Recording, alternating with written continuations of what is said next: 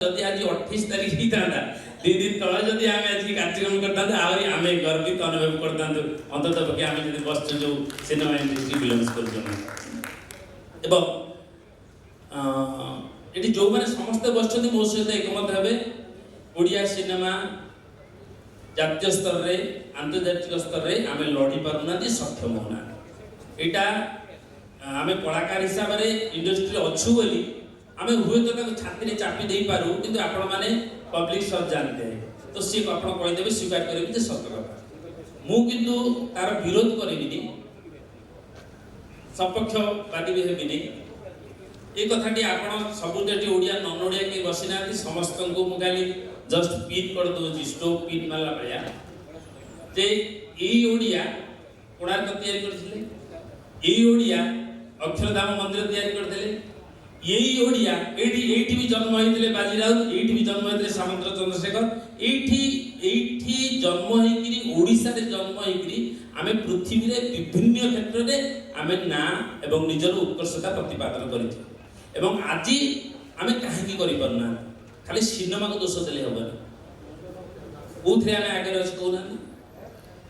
मते कोंतु आमे शिल्प रे आगे रछे वाणिज्य रे आगे रछे स्वास्थ्य रे आगे रछे अन्य राज्य तुलना कथा कहूँ जदि सबुथिरे आमे पछरे अच्छे हाँ आमे भी स्वीकार करते जे मनोरंजन सिनेमा रे आमे पछरे वर्तमान उद्देश्य आलोचनार विषय वस्तु जे आमे 2036 रे जेतेबेले ओडिसा 100 वर्ष हबो आमे कोन प्रेजेंट करिबा सब डिपार्टमेंट तरफ सब विभाग एकजुट होई कि आमे केमिति विश्व रे देखै देबा जे हां आमे ओडिया बढ़िया केमिति देखेबा गोटे विजन तो तैयारी करिया पड़िबो सेमिति सिनेमा लोक हिसाब रे मु किछि कथा आपन को शेयर करि परिबी जे जेतेबेले माटीर मनिष सिनेमा के देखिथिबे कि न देखिथिबे मु कहि परिबी निसा ब्लैक एंड व्हाइट सिनेमा माटीर मनिषर निर्देशक हेले मृणाल सेन जे कि जातीय स्तर रे एवं हमर पड़ोसी बेंगल जने सबुठारु बड़ निर्देशक माटीर मनिष कालांदी जण पानी ग्रही जदि खराब लिखिता जदि उपन्यासटा बेकार होता एडे बड़ डायरेक्टर आसिक करते आप जिते पैसा दिखाते एवं ओडिशा से एत धनी प्रोड्यूसर थे जे सी पैसा किणीदे ना कहानी भल लगे साहित्य भल लगे जहाद्वारा से अभिप्रेरित होते तो मो कहवा कथा जे जमी हरप्पा मोहनजोदड़ो सभ्यतार केते वर्ष पर केते लोक खनन कला हनन कला जानिले जे भारत वर्ष आज जो सभ्यता तार बाप सभ्यता गोटे लुचिकी थिला माटी तले से बहुत संघर्ष करिया पड़िथिला तेणु आमको खनन करिया पड़िबो आमको इंडस्ट्री के हाणीबा को पड़िबो आम लुचिकी अच्छे तले आमर सब जिनस लुकाई देकी अछि ओडिशा जे कोंती नी आमे गरीब नुह हम पाखरे सब अछि कि ताबरे आमे गरीब आम माटी तले जहा अछि आपण समस्त जानि छथि पृथ्वी रे कोहुटी नाही को राज्य रे नाही को देश रे नाही आज्ञा तापर भी हम करिवो सेमती आम सिनेमा मु कहूची आज जदि ओडिया मु प्रत्येक दिन रात सोइला बेले गोटे गप पढ़े से नुआ जनरेशन शरद बड़ हो कि प्रतिभा रायकर हो कि गोविंद चंद्र दास हो आमे केते ओडिया सिनेमा कथा भूली जानु केते ओडिया खबर कागज पढुचे केते ओडिया सीरियल देखुचे केते मु तो लज्जित भाव में कहूँ मो झील को इंग्रेज मीडियम में पाठ पढ़ाऊँ किट इंटरनेशनल स्कूल पर चारा ना कहीं तार उत्तर मु आपण ठार जे मु कहीं कारण मो मो झील सांगे जो 20 जन पाठ पढ़ुचंदी से माने